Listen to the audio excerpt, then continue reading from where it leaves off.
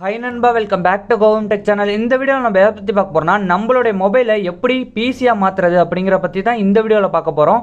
என்னடா குழப்பறானே, மொபைலை எப்படி பிசியாக மாற்ற முடியும் அப்படின்னு நீங்கள் நினைக்கலாம். அதாவது நீங்கள் கம்ப்யூட்டர் யூஸ் பண்ணீங்கன்னா எப்படி யூஸ் பண்ணுவீங்களோ அதே மாதிரியே நம்மளுடைய மொபைலையும் கம்ப்யூட்டர் மாதிரி யூஸ் பண்ணிக்கலாம்.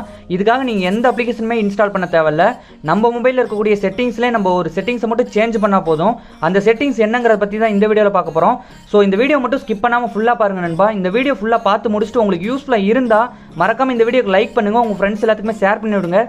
நம்ம சேனலை மறக்காம சப்ஸ்கிரைப் பண்ணி வச்சுக்கோங்க நண்பா. சப்ஸ்கிரைப் பண்ணிட்டு பக்கத்தில் பெல் ஐக்கான் வரும், அதையும் கிளிக் பண்ணி ஆளுங்கிறதையும் கண்டிப்பாக செட் பண்ணி வைங்க.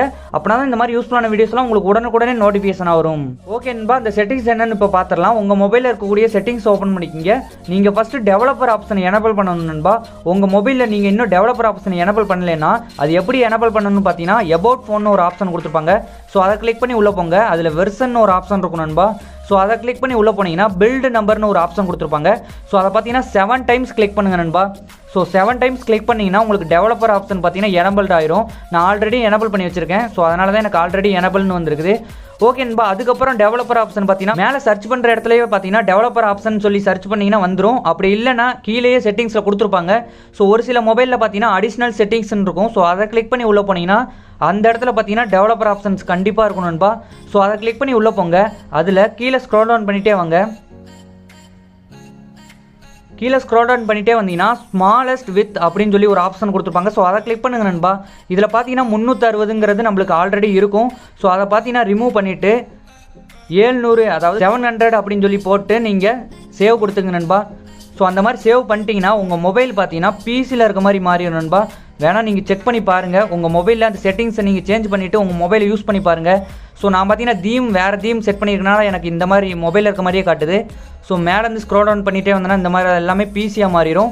ஸோ உங்களுக்கு குரோமில் போய் பார்த்தீங்கன்னா உங்களுக்கு நல்லாவே தெரியும் நண்பா.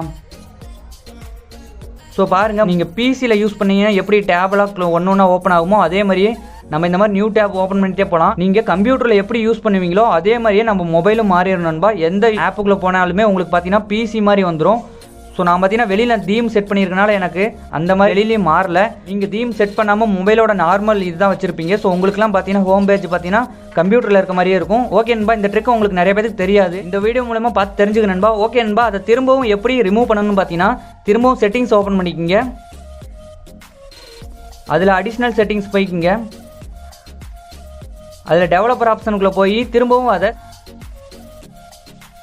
பார்த்தீங்கன்னா ரிமூவ் பண்ணிவிட்டு 316ங்கிறதே நம்ம சேவ் பண்ணிக்கலாம்.